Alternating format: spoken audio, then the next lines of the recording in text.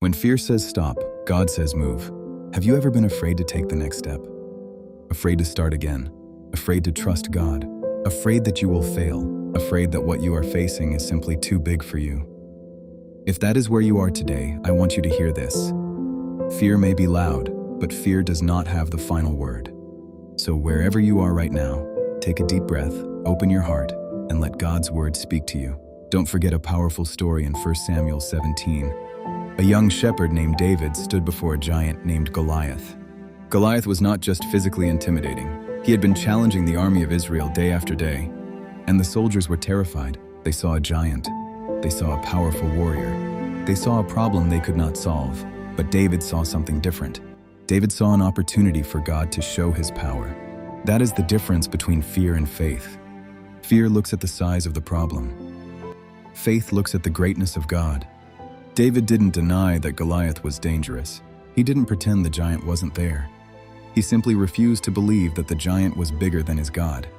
David said in 1 Samuel 17:45, "You come against me with sword and spear, but I come against you in the name of the Lord Almighty." And that's a word for somebody watching this right now. Maybe your Goliath isn't a person. Maybe it's a financial problem. Maybe it's a difficult decision. Maybe it's a closed door.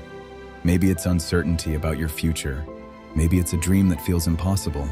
Maybe you're facing something that has been intimidating you for months or even years. And every morning, the problem seems to say, "You can't do this. You're not good enough." But today, you need to change the voice you're listening to. Because fear says, "Look how big your problem is." Faith says, "Look how big your God is." So don't allow today's giant to make you forget yesterday's God. Remember what He has already brought you through.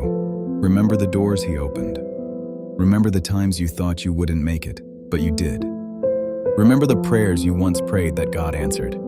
Your history with God can give you courage for your present battle. And if God was faithful then, He is still faithful now.